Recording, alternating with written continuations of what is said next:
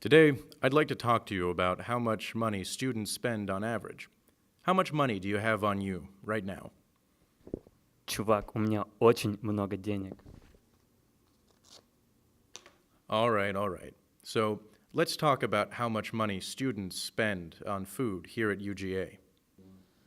Но это зависит, если у студента есть meal plan. Есть разные вариации от этого плана.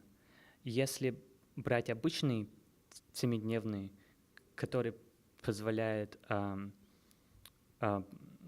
постоянный доступ ко всем кафетериям, которые находятся на кампусе, то в год выйдет около $4000. Если брать такой же, но 5-дневный, то тогда выйдет чуть-чуть меньше. На кампусе находится 5 кафетерий. Болтон, О'Хаус, Снеллинг, он очень ужасный. Тань, извини. ECV и Нич. And what if somebody's too cheap to buy a meal plan? Then what other food can they buy here on campus? Но если не платить за meal plan, тогда на кампусе можно покупать еду в любых университетских заведениях, или можно просто прийти в любой из кафетерий и заплатить за вход. И вот здесь будут цены. И в зависимости, во сколько вы туда идете, цены будут отличаться. В университетских заведениях, таких как Barbaриtos, Chick-fil-A, Panda Express и Niche, это пиццерия, где я работаю. Кстати, пицца там так себе. Стоимость может выйти где-то от $8 до $10.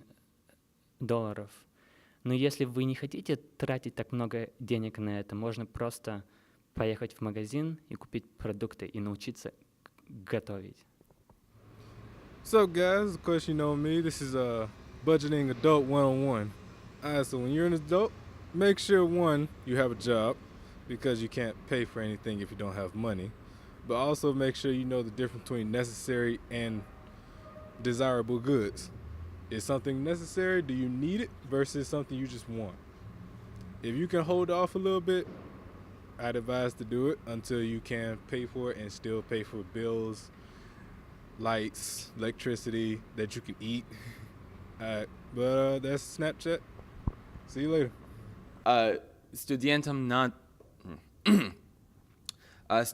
Студентам надо создавать бюджет каждый месяц. Например, мне обычно надо $1000, чтобы соблюдать уровень жизни. И большинство студентов работают, чтобы платить за квартиру, и за еду, и за цену образования. On top of budgeting for tuition, food, and rent, students also have to take into account the cost of textbooks every semester, which can be upwards of $100 each. So with taking about 5 classes per semester, students have to pay a minimum of approximately $500 per semester for those textbooks. Американцы попадают в один из 3 экономических классов – в нижний класс, средний класс или высший класс. По словам Джозефа Хики, верхний класс состоит из 1% населения США. Эти люди зарабатывают более чем $500,000 в год.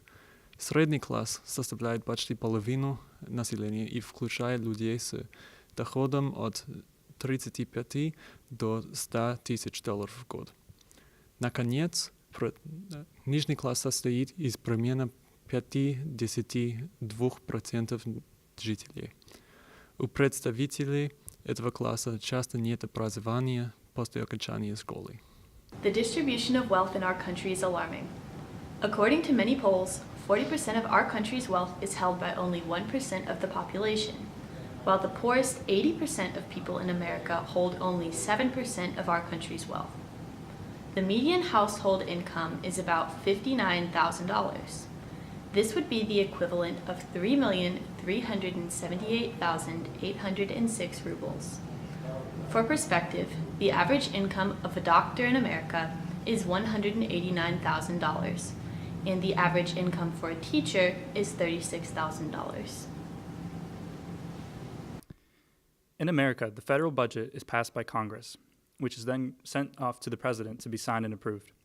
The federal budget deals with big picture items such as defense spending and healthcare spending, roads and highways. The budget is often wrong, however, and the president ends up spending more than the amount of money that is being sent into the federal government. That is known as the deficit, and the accumulation of the deficit is known as the debt. And America's national debt right now is in the tens of trillions. The state and local level passes budget bills that deal with things such as schools, local roads, and fire stations. These more directly impact the people than the more abstract and further away federal government.